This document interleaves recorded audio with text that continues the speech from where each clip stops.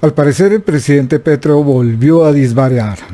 Esta vez, en plena posesión de un magistrado, se le ocurrió lanzar otra de sus locuras, que le quieren dar un golpe de estado y que lo quieren matar. Pues creo que hemos pasado unos días, no exactamente los últimos, ni las últimas horas, poco intensas, sino los últimos días un intenso debate que incluyeron las tres ramas del poder público y el pueblo colombiano en acción. Ven, está desquiciado, perdido. O eso dicen los mismos que se han pasado años llamándolo comunista, castrochavista y acusándolo de todo, menos de tener la razón. Lo curioso es que cada vez que Petro suelta una locura, al final alguien termina preso, renunciando o huyendo y el resto del país diciendo otra vez tenía razón. Quédese para que no se la cuenten mal.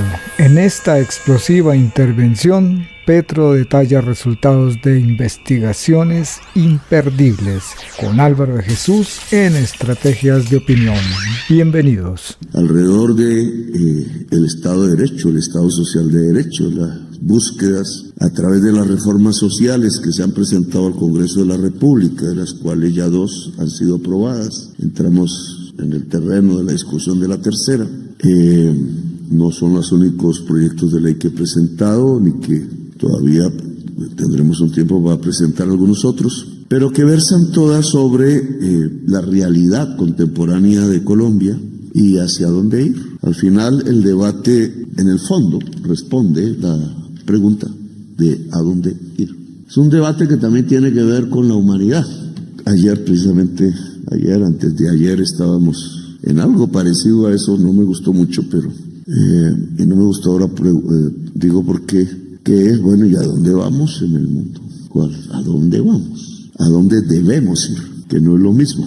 El debate de ayer era un tema que desde hace 50 o 100 años se discute, que es cómo se financia el desarrollo. Me pareció, regresando a mi primer semestre de economía, como si regresáramos a algo que ya hace mucho tiempo incluso dejamos de usar, porque el desarrollo no se financia a partir de cuerpos internacionales, sino que el desarrollo es, como cualquier flor, la evolución de lo interno. Y cuando uno coloca esa palabra, más que lo económico, se refiere a la cultura. Un país se desarrolla es, antes que nada, culturalmente. Y sus maneras de producir y de cumplir con las necesidades básicas, y más, y otras, y construir otras necesidades cada vez más espirituales, tiene que ver con que se ha desarrollado culturalmente o en un proceso muy alto de desarrollo, porque eso no tiene ningún final. El ser humano siempre se desarrollará culturalmente. Involucionó el debate porque volvimos otra vez a algo que habíamos superado. Cuando el debate de hoy es cuál desarrollo y qué finanzas. No voy a entretenerlos en ese discurso y en ese tema, no es de hoy, pero no fue el del evento. ¿Cuál desarrollo en medio de la crisis climática? Esa es la pregunta. Y por tanto, ¿a dónde debemos ir desde el punto de vista del desarrollo cultural y económico de la humanidad? Y si creemos en la ciencia, para los que desde su proyección, pensamiento político, filosófico, creen que la ciencia sigue siendo la linterna del Diógenes, nuestro faro para acercarnos a la realidad. Esa es la linterna de Diógenes, no tenemos más. Si no tenemos ese faro, pues solo hay racionalidad, solo hay prejuicio, solo hay creencia, fe, que es muy respetable, pero la fe puede enviarnos al abismo si no tenemos la linterna de Diógenes, y la linterna de Diógenes es la ciencia. Y la ciencia impone aquí en esto una respuesta corta y contundente. Si no cambiamos, ya vamos al abismo, porque de lo que era el cambio climático pasamos a la crisis que ya vivimos. En el hotel que me tocó dormir, en Sevilla, fuera del hotel había 47 grados centígrados y en los pasillos del hotel había 56. No se podía caminar. La ciencia dice que 35 grados expuesto y sin tomar agua, un ser humano muere en 1 hora. Nunca los sevillanos y sevillanas habían sentido esa temperatura. Y ahí se desarrolló el encuentro. Luego, no puede haber desarrollo económico sin descarbonización, señores y señoras magistrados. No puede haber, dice la ciencia. Si somos irracionales, pues podemos pensar en otras cosas. Pero yo creo que la historia de la República de Colombia es se basa en la racionalidad. Y eso se llama descarbonizar. Y descarbonizar es una manera de decir quitar carbón, petróleo y gas. Desfosilizar la economía. Y ese es el gran reto del mundo y de la humanidad hoy. Y si no podemos, nuestros nietos no vivirán en este planeta. Y no podemos dejarle a nuestros nietos la tarea, porque de acuerdo a la ciencia solo tenemos 12 años. Todo lo demás es irreversible. Todo lo que hagamos después de los 12 años ya no moverá el cronómetro de la física climática del planeta. He ahí la magnitud del problema, que el Foro Internacional no debatió. Estaba acostumbrado en todos estos 3 años de gobierno a que siempre se debatía y era el tema central. De hecho, hicimos la COP16 en Cali y no debatió, básicamente se puso un tema light del pasado, básicamente porque la agenda mundial ya no es esa, que fue un poco lo que discutí allí y que quiero transmitir. La agenda mundial de hoy no fue a esa reunión el gobierno de los Estados Unidos, ninguno. Fueron unos delegados chinos de segundo nivel.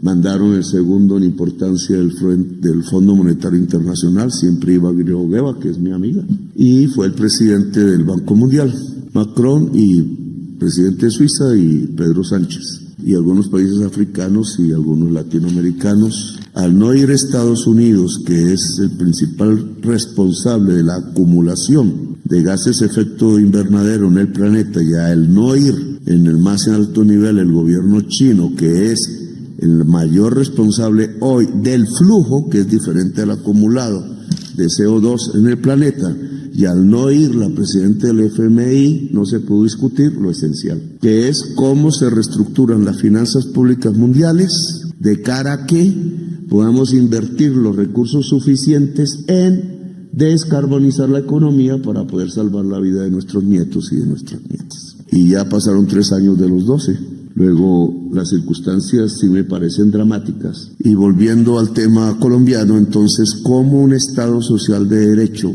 construido, o por lo menos decretado por el pueblo en el año 91, puede construir desde lo local variables, procesos, enseñanzas y aprendizajes que nos permitan, como parte de la humanidad que somos y ojalá como vanguardia de la humanidad, tomar las decisiones que corresponden? Esa es un poco mi inquietud, faltándome 1 año para salir de aquí. Menos mal, salgo corriendo a gritar de la alegría como un niño cuando sale de la escuela. Y esa respuesta a esa pregunta la tiene que dar el Estado, a través de sus leyes, a través de sus sentencias, a través de las decisiones de política pública del gobierno. No va más el petróleo y el carbón si queremos sobrevivir. Ese no va más, como la prensa le gusta tocar, no es que voy a decretar mañana el final, sino que tenemos que iniciar, ya lo hemos hecho, una transición lo más ordenada posible, pero orden no significa lentitud, lo más ordenada posible y rápida para que Colombia pueda construir una economía descarbonizada que le permita vivir decentemente en un bienestar, ojalá posible, en la sociedad descarbonizada del futuro, que en una década tiene que ser una parte real y cotidiana de la vida humana, no dentro de un siglo, sino dentro de una década. Alistarnos para eso implica medidas del hoy. El gobernador de Cundinamarca estuvo conmigo en un bonito acto que no salió por ningún lado de la prensa, yo no lo vi. Sus relaciones con la prensa no están chéveres, gobernador, que era abrir el tranvía, pues quitar los primeros rieles de la ferrocarril y poner los modernos de lo que será el tranvía entre Faca y Bogotá. Lamentablemente solo con 9 estaciones en Bogotá, cuando deberían ser como 40, porque aquí no ha querido las políticas públicas que el sistema férreo pesado eléctrico puedan ser el eje estructurante del transporte de la ciudad, pero eso que hicimos en pequeño, de todas maneras, es en grande lo que llamamos descarbonizar la economía. Descarbonizar, es decir, movernos, vivir todos los días, construir desarrollo cultural y desarrollo económico a partir de no utilizar ni petróleo, ni carbón, ni gas para poder que la vida sea en el planeta y para poder que Colombia sea el centro vital de la vida. Ahí nos ganamos 3 leones, ¿cómo se llama? Sí, leones, uno de oro, uno de plata y otro de cobre en Cannes. por toda la propaganda sobre el turismo que el gobierno ha desarrollado en el mundo, con gente colombiana que yo quiero, Saade, que ojalá pudiéramos entrevistarla, porque son ellos al final los que construyeron el premio, pero es el primer premio que un gobierno gana, yo no me acuerdo desde cuándo. Nunca he sido amigo de la teoría de que el Estado haga el arte, sino soy más amigo de la teoría alemana de que el Estado abra los espacios para que la gente libremente haga el arte. Eso hicimos en Bogotá Humana y salió bonito, bien. Pero aquí fue el gobierno ganando unos premios por hacer arte, claro, tampoco la prensa no los va a sacar, pero no es fácil. Y fue un león de oro, fue un león de cobre y fue un león de plata. Y el turismo con que esa publicidad artística se trata de fortalecer en todo el mundo para que venga a Colombia, esa era la publicidad, pues nos está dando unos resultados magníficos desde el punto de vista de la descarbonización económica, porque ya reemplazó las divisas que entraban por carbón y está a punto de alcanzar las divisas que entraban por petróleo. A eso lo podemos llamar un mercado social de derechos, ¿se puede pronunciar esa palabra? El mercado social es un concepto de la socialdemocracia alemana que nosotros introdujimos en la Constitución del 91 y está ligado a Estado Social de Derecho, que también es un concepto alemán de la socialdemocracia alemana que nosotros introdujimos en la Constitución de 1991 en la Asamblea Nacional, siguiendo, doctor Montealegre, las tesis de Habermas y Appel, que ya veo que usted leyó, pero nosotros teníamos ese tipo de línea cuando participábamos de la COPAL, que era la seccional socialdemócrata de América Latina. La socialdemocracia europea va de menos, se ha casi que evaporado, pero dejó una serie de conceptos que, trasladados a la Constitución Política de Colombia, mientras estén allí, me parece que es importante que nosotros logremos concretar, no solo mantener.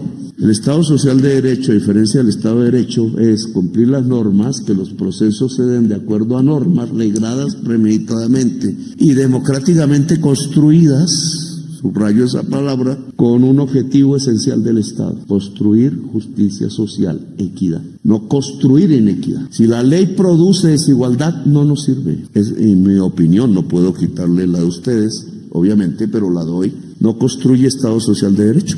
Lo que tenemos hoy es la pregunta que trato de hacerle a la sociedad colombiana antes de que deje y pueda hablar, es cómo es que desde 1991 nos planteamos construir un Estado social de derecho y somos hoy el segundo país más desigual de la tierra. Y han pasado 34 años. Yo quisiera, claro, yo tengo una explicación, pero a mí me gustaría que, si la explicación mía no es válida, alguien me diera una explicación de por qué. O sea, ¿por qué el mundo jurídico y político? Porque al final la Asamblea Nacional Constituyente tiene una base política que ni más ni menos es la soberanía popular.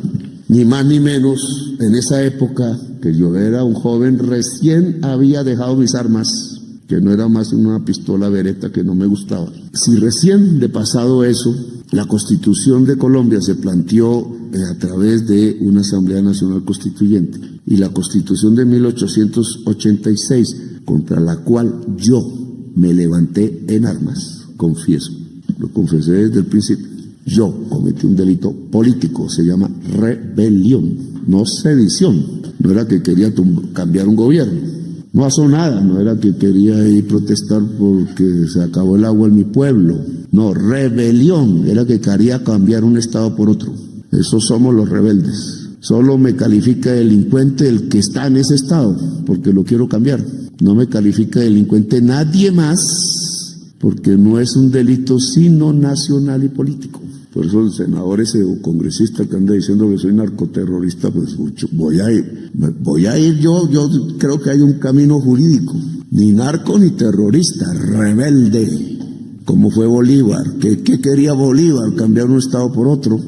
Uno monárquico por uno republicano independiente. Yo quería por uno democrático. Pero bueno, eso era.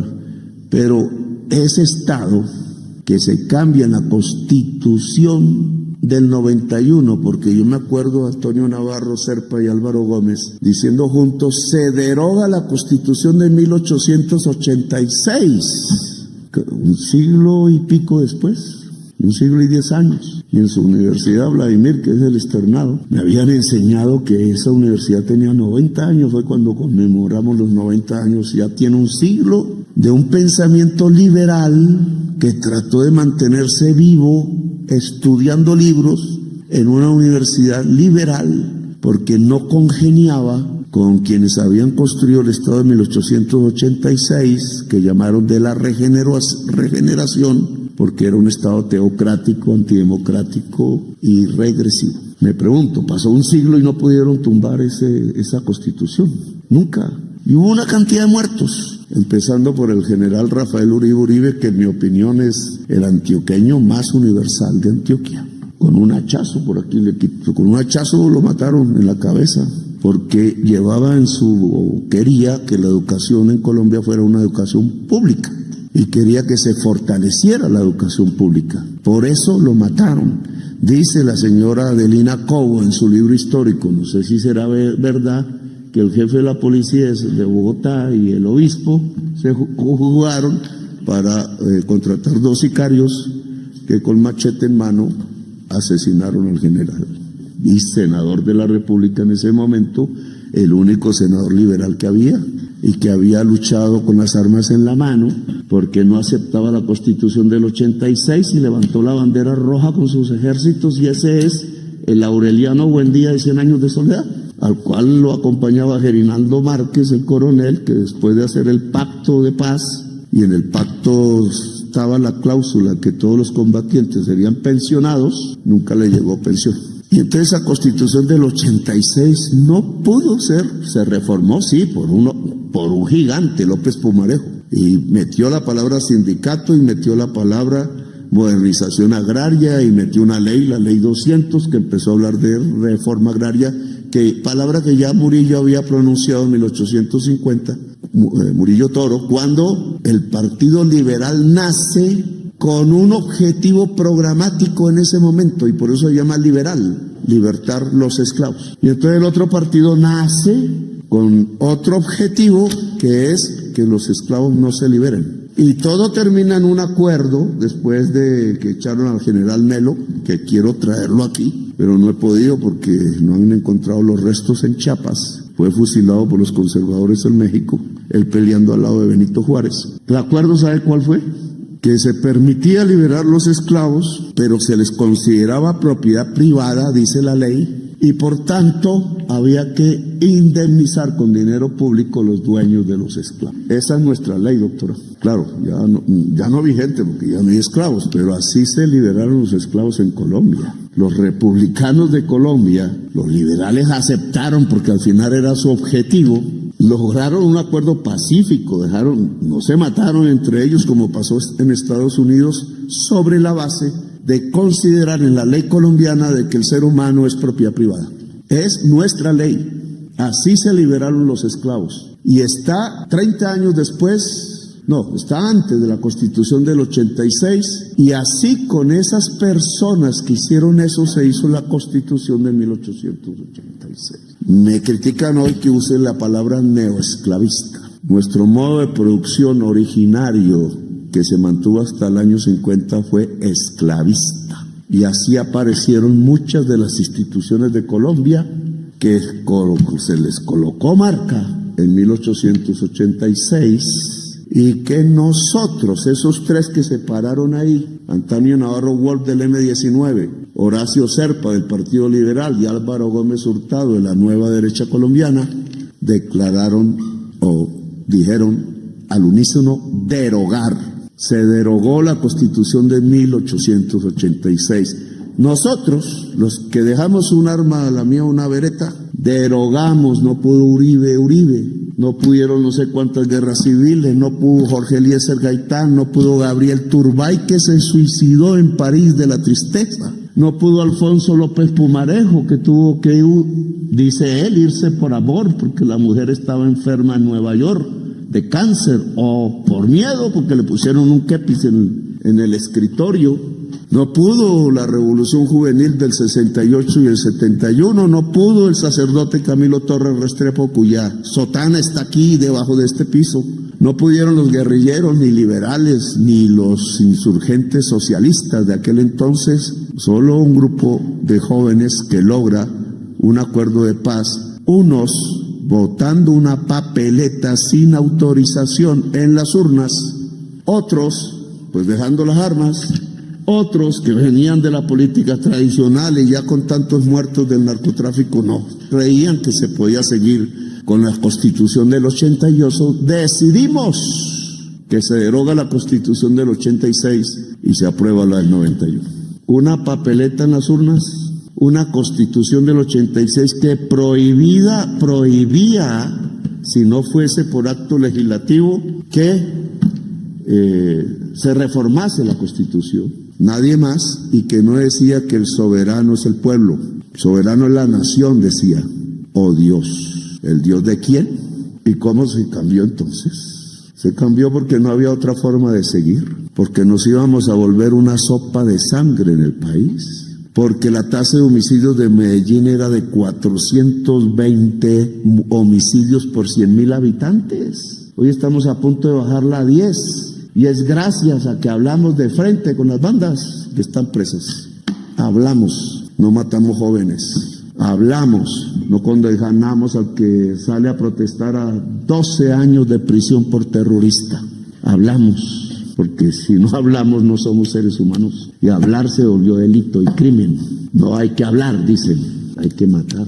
Colombia lleva matándose, dice, 100 años de soledad, 100 años, pero son 2 siglos. Hay que hablar para salvarnos. Y bueno, no sigo por acá, pero sí quería hacer esa reflejo de nuestra historia. Porque yo creo que hoy, obviamente no estamos ante los mismos problemas del 91, pero sí unos similares. ¿Nos seguimos matando como antes? No.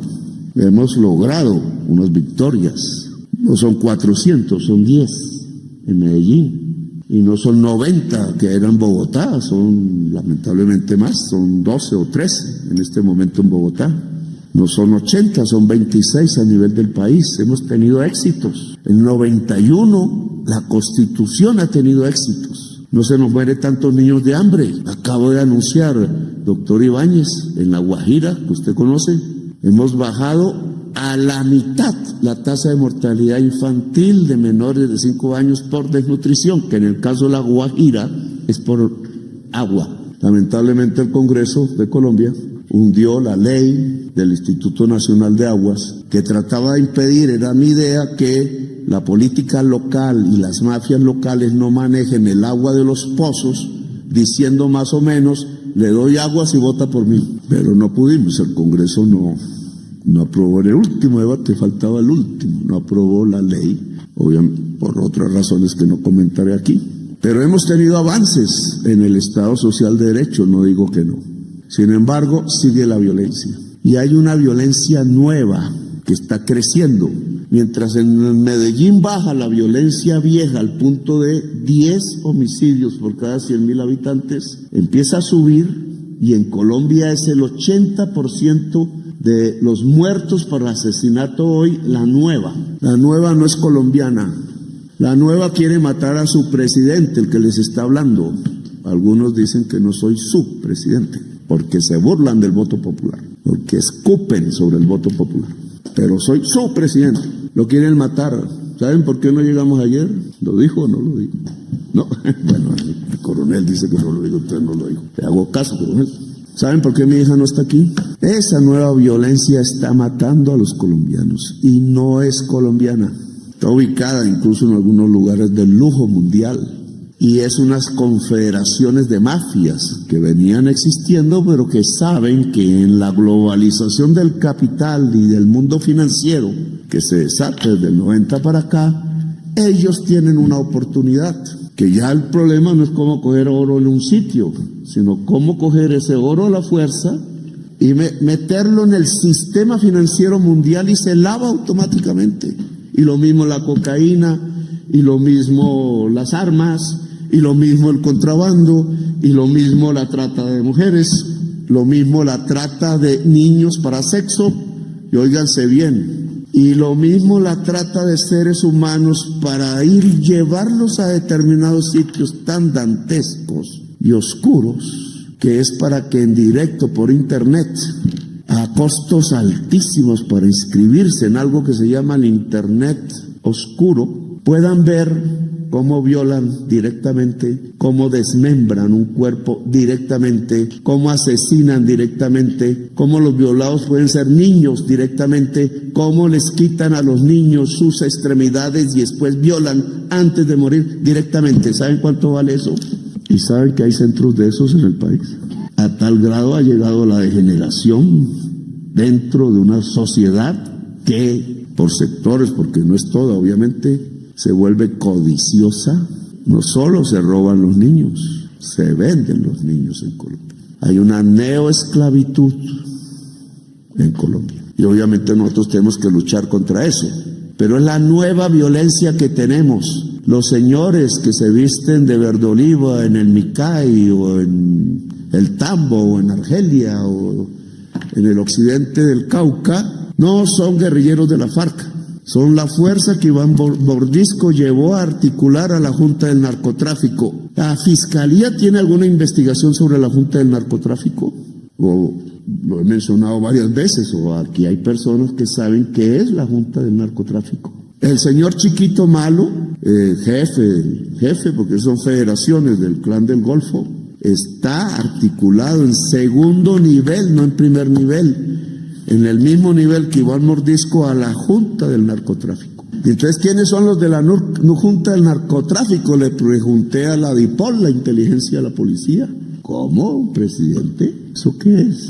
Cuando me iban a matar el 20 de julio, hace un año, ya va a ser otro el 20 de julio, aquí en la 19 con séptima, y entonces dicen, no, es que Petro está paranoico, es que este tipo ahí para excusarse de la lucha de la oposición dice barrabasadas para ocupar las páginas del Tiempo. Pues me lo dijo el mismísimo embajador de los Estados Unidos, que no es el mismo que hoy llaman en consultas, señor Palmieri, él me lo dijo ahí en esa oficina, y me puso los apartamentos con la ¿cómo es? La referencia geoespacial, que se dice, GPS, todos, 4, 5, todos alquilados, francotiradores profesionales alquilados.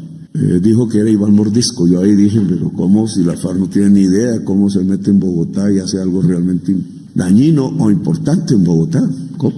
Pues ahora sí sé.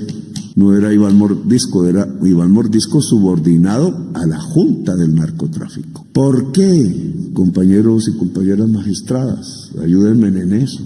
¿Por qué me tocó a mí investigarlo, pero yo no soy el que tiene que investigar?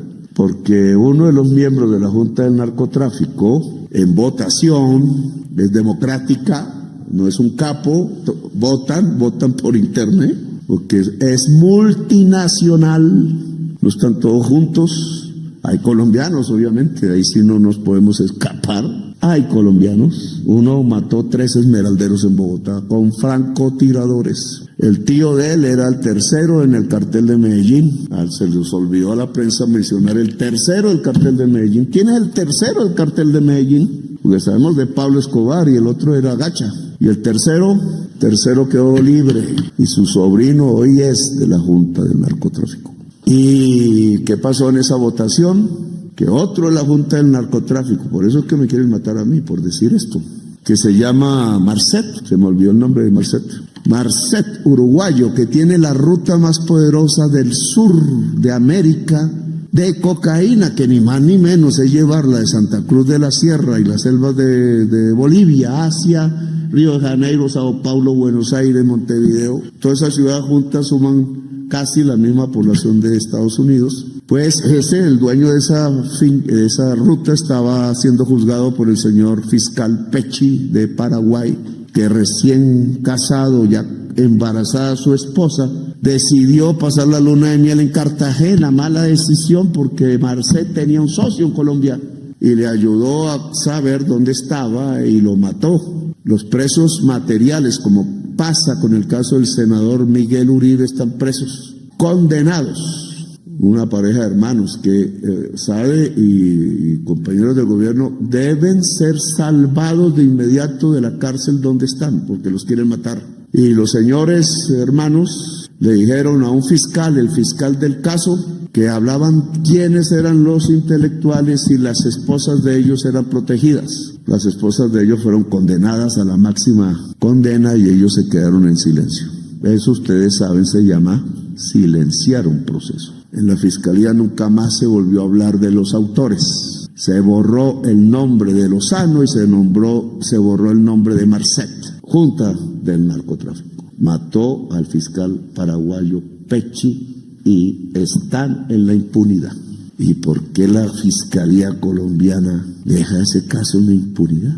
Pues averigüemos quién era el fiscal del caso Pecci. Incluso quién era el fiscal del caso de mi hijo, pero yo no hablo de mi hijo porque dije que no iba a meter las manos por mi hijo, pero es el mismo. ¿Y quiénes eran los investigadores de ambos casos? ¿Y por qué los cogieron presos? ¿Y por qué al cogerlos presos entonces era por un señor que siempre se me olvida el nombre, pero le digo Pacho Malo, que era el exportador de cocaína más importante del puerto de Buenaventura? Jefe del CTI en Buenaventura, jefe del CTI, ¿esto qué tiene que ver con la Constitución del 91 y la del 86? Y entonces el jefe del CTI en Buenaventura era el mayor exportador de cocaína hacia Europa. ¿Y quiénes son los que están hoy teniendo el mercado mayor de la cocaína hacia Europa? Porque por eso los Estados Unidos no se meten. Claro, por eso ustedes llaman llaman a su encargado de negocios a Estados Unidos. Después hablamos de eso, pero es la junta del narcotráfico. Y entonces los mayores exportadores de cocaína a Europa son la junta del narcotráfico y uno de ellos era el del CTI, la fiscalía, y cuando ellos matan al fiscal Pecci, entonces la fiscalía genera impunidad. ¿Qué está pasando? Y cogen a mi hijo y entonces de estafador lo ponen, yo no me meto ahí. Pero querían arrollar al presidente por su hijo. Y ese era el malestar de la tal terna de la fiscalía. Y por eso Barbosa me dijo, hermano, hagamos un acuerdo que Mancera siga siendo el fiscal, la fiscal, que hasta ahora entiendo. ¿Cómo seré ingenuo, sabe? Me toca aprender de usted, porque hasta ahora entiendo la propuesta. Pues tengo que decirla. Y entonces estamos expuestos ante la Junta del Narcotráfico y le pedí al presidente Trump que si quiere no hablar conmigo, porque no habla conmigo, que realmente hablemos de relaciones diplomáticas ahora que él se lleva a su encargado de negocios y yo me traigo a mi embajador. Es que el problema no son 3 jóvenes ahí, inmigrantes, pandilleros, haciendo sus vainas en Nueva York. El problema es las organizaciones multinacionales del crimen que son dueñas del tráfico de armas, de las mujeres, de los niños, de los órganos, de la cocaína, del fentanilo, etcétera, del internet oscuro, y que si quiere él realmente enfrentarlos, entonces tiene aquí un presidente que le ayude a costa de su vida y de su familia. No meter bombas ahí para que se llenen las páginas con su nombre, eso no me interesa. Afrontemos el crimen, pero como es y en su realidad. Nosotros estamos perdiendo territorio en Colombia porque quienes controlan territorio para fines de exportar cocaínas, que tienen unos jóvenes armados ahí, son extranjeros. Es un problema de soberanía nacional. Si perdemos control de territorio, no es en manos de colombianos como antes. Es en manos de albaneses, es en manos de italianos, es en manos de mexicanos, es en manos de paraguayos y es en manos de colombianos al servicio de todos ellos. Esas son las nuevas organizaciones criminales. Por eso cada rato en Medellín creo que ayer o antes de ayer, ¿no? Capturamos un turco. ¿Qué hace un turco en Medellín? Pues fuera de mirar mujeres hermosas, que para eso lo llevan, y no solamente mirarlas, y no solamente mujeres, sino niñas, es porque es uno de los capos de la heroína en el mundo. Y así capturamos al señor albanés.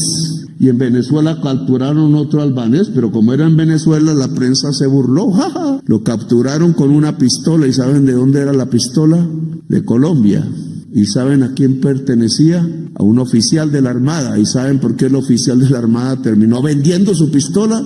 Porque un capitán del ejército le dijo que podía vendérsela a alguien conocido. ¿Qué tenía que hacer el capitán del ejército con el capo albanés que estaba en la zona del Zulia, en Venezuela?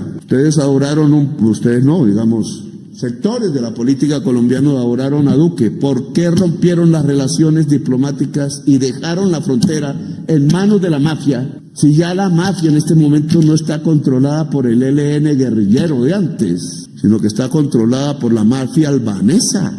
Entonces los albaneses cogieron el control de la frontera colombo-venezolana. ¿Qué es eso? ¿Dónde está nuestra constitución? Acaban los venezolanos porque están luchando con nosotros en contra de esas mafias. Ese es mi acuerdo con ellos, de capturar el albanés que le cuento, 40 toneladas de cocaína y poner presos 10 alcaldes de la frontera de todos los partidos. Con eso no acabamos eso, pero muestra la magnitud. Si me voy hacia el Putumayo encuentro lo mismo. 11 soldados del Ecuador muertos. ¿Por quiénes? Le pregunto a Novoa. Me dicen por mafias del oro. ¿Y de dónde son? De todos los países. Ecuador hoy tiene 40 homicidios por 100.000 habitantes, el doble de Colombia, porque la mafia colombiana de la Junta del Narcotráfico, sabiendo que el gobierno de Petro está bloqueando las salidas y le dificulta, se fue a sacar la cocaína por el Ecuador. Venezuela, Colombia, Ecuador, solo falta Panamá y ya sabemos que tenemos el territorio colombiano agredido. No puedo ligar esto con el senador, con el atentado del senador, no tenemos ni idea.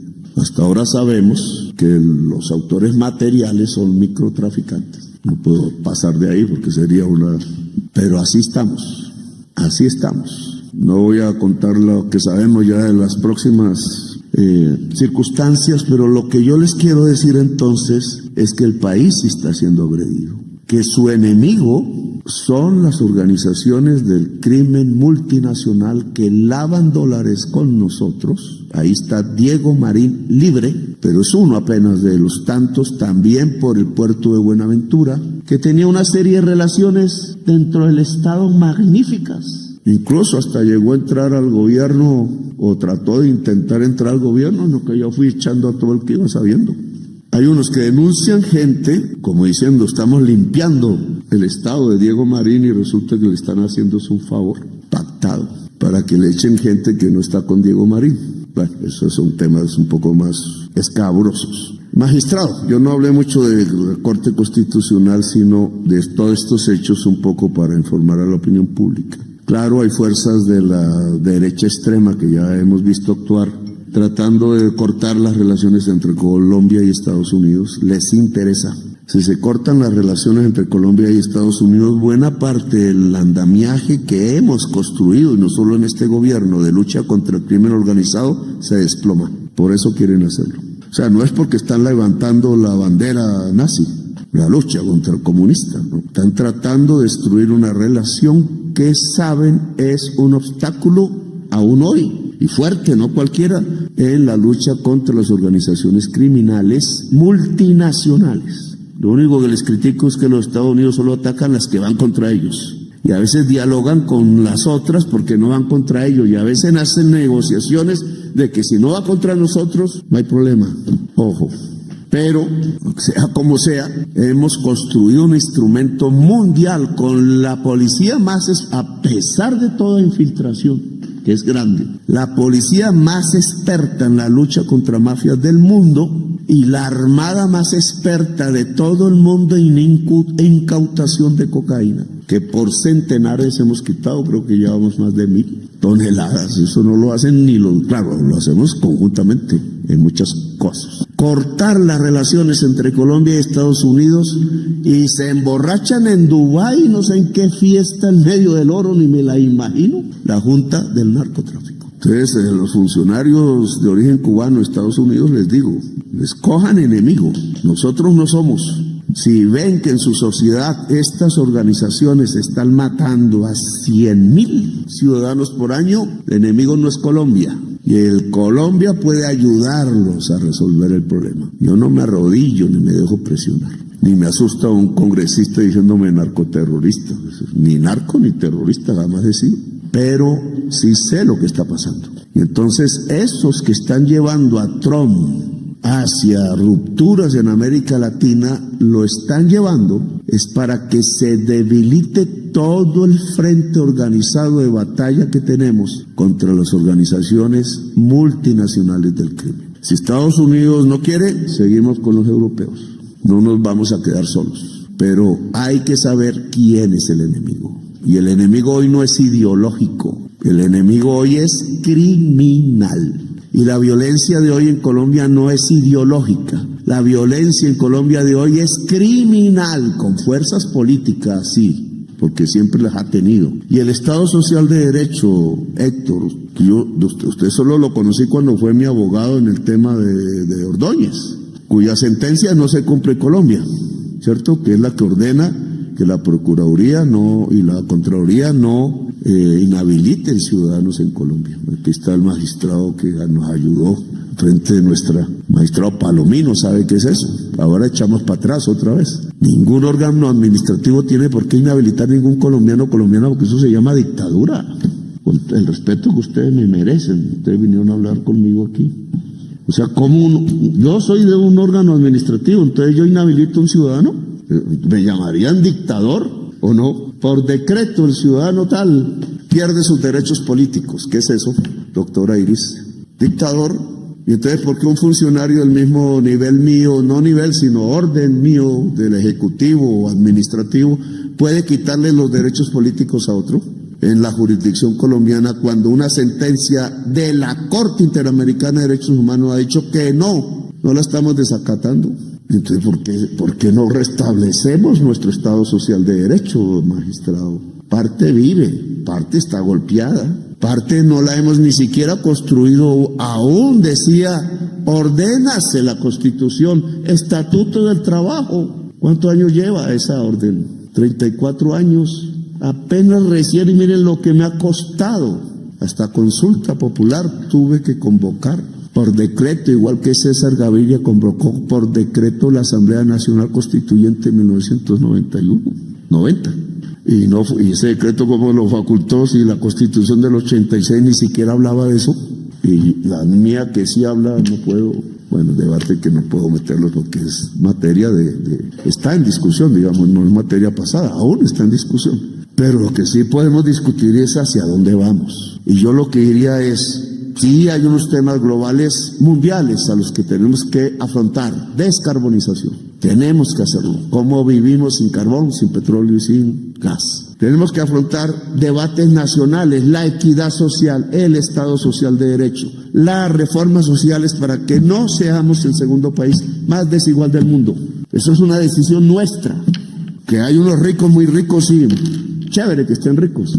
Pero ¿cómo hacemos para que no seamos el segundo país más desigual del mundo? Eso significa que tenemos que producir riqueza y distribuir riqueza. ¿Cómo más? Producir riqueza sin carbón, sin petróleo. Chévere, eso es un asunto interesante de discutir. Yo digo, lo primero que tenemos que hacer para producir riqueza sin carbón y sin petróleo y sin gas es pensar, es desarrollar el cerebro. Este cerebro vale más que 1000 pozos de petróleo y el de cada uno de ustedes también. Y de los millones de colombianos, ni se diga. Que el cerebro hay que cultivarlo, sí. ¿Dónde están las universidades públicas? ¿Dónde están los presupuestos públicos? ¿Dónde priorizamos el dinero público en los que no pueden trabajar ya, niños y viejos, y en la educación de toda nuestra juventud? Prioricemos, construyamos eso. ¿Podemos desarrollarnos con equidad? Sí. Produzcamos riqueza y distribuyamos riqueza. Ahora, ¿cómo nos defendemos de nuestros enemigos? La justicia restaurativa que se acaba de aprobar, no he podido leer la ley, les confieso, yo puse a mi ministro Monterrey de eso, no sé si ya la extendemos. Yo lo copié de la Sala Penal de la Corte Suprema, que en una reunión que hicimos me dijo que estaban de acuerdo en el proyecto en ese entonces. La justicia restaurativa nos da eficiencia, nos permite que a cambio de verdad, por un beneficio jurídico, la verdad nos permita encontrar los caminos de la paz, la verdad. Generalizamos la justicia restaurativa a todos los niveles, porque pensada en guerrilleros, resulta que ya no hay guerrilleros en Colombia. ¿Pensada en qué? Pues en delincuentes comunes que están integrados a las organizaciones criminales multinacionales del crimen. ¿Cómo una justicia restaurativa podría brindar a Colombia de organizaciones que están en el extranjero? Pregunta, tengo la respuesta en este momento. La justicia restaurativa puede serlo. La articulación de las inteligencias a escala mundial, no para fumigar campesinos en Colombia, ¿para qué? Si yo articulo las inteligencias a escala mundial y hablamos con la de Emiratos Árabes y Qatar y con la gringa y con la Mossad y con el MI6, etcétera, pues no es para fumigar campesinos en Colombia, es para coger los bienes de los narcotraficantes en el mundo. No he visto el primero. Y para coger los capos. ¿Cómo me pueden decir que si los indicios indican que el señor Marcet asesinó al fiscal Péchice, cómplice fue el señor Julio Lozano Piraquete, no estén presos, estén por ahí viendo cómo le ponen una bomba a este palacio? Este otro, pues tenemos sistema antidrones para que ustedes no se asusten. ¿Cómo hacemos? Eso es articular inteligencias policiales. La CIA no quiere, el FBI no quiere porque Trump le dio la orden, pues. Sí, en Estados Unidos, pero lo hacemos porque las víctimas somos nosotros y tenemos que saber defender. Ahora, si quieren, pues bienvenidos a la lucha. En otras cosas no estaremos de acuerdo, pero a mí no me mandan encadenados los colombianos a Colombia. Eso no es de hombres, ni de mujeres, ni de seres humanos. Eso no es sino recordar viejos tiempos, y aquí no entran encadenados. Aquí no fumigo el campesinado. Si el campesinado quiere fumigar el mismo fumiga. Pero no le vamos a hacer una guerra al campesinado. Que si Marco Rubio estaba en un golpe de Estado contra Petro, no creo que Marco Rubio esté en un golpe de Estado contra Petro, porque los señores de la extrema derecha que estaban en eso no llegaron a la oficina de Marco Rubio, sino la de otros, y no me voy a poner a pendejear por eso. Eso es asunto que la fiscal general de la Nación tiene que establecer, no yo. Y no creo que un gobierno que tiene como enemigo a Irán y unas bombas nucleares apuntando, y un problema en Gaza, y un problema en Ucrania, y un problema en Rusia, se ponga a pendejear con un golpe de Estado en la Gran Colombia, sabiendo que si se pierde la Gran Colombia, pierden toda la América del Sur, y la América Central, y el Caribe. No son tontos. Entonces Marco Rubio no está en eso. Están en eso otros que yo llamaría apátridas, porque incluso le propusieron a las organizaciones de la Junta Nacional del Narcotráfico, de la Junta del Narcotráfico, a hacer un golpe de Estado para tumbar a Petro. Pues aquí los estoy esperando. Gracias por haberme escuchado, magistrado, a su familia. Porque claro, es muy fácil burlarse de alguien cuando denuncia lo que nadie quiere escuchar. Pero no olviden que este loco ya sobrevivió a torturas en un cantón militar, a una condena de Carlos Castaño, a exilios forzados y a un congreso plagado de parapolíticos. Fue el mismo que destapó el 30% del Congreso en la era Uribe. Así que no se hagan los sorprendidos si ahora desde la presidencia vuelve a poner el dedo en la llaga, y esta vez duele más. Escuchen bien lo que dijo, porque si Petro advierte que se ha puesto a investigar, más de uno ya debe estar empacando. Lo de ayer no fue un discurso, fue un recordatorio para quienes ya se frotaban las manos soñando con el 7 de agosto de 2026. Petro no está solo gobernando. Y si creen que exagera, pregúntenle a los parapolíticos, a los de la mermelada y a los que se fueron a pique cuando nadie los tocaba. Pero sigan diciéndole loco. Así les duele menos cuando tengan que explicar por qué terminó teniendo otra vez la razón. Con ustedes, Álvaro de Jesús, en Estrategias de Opinión.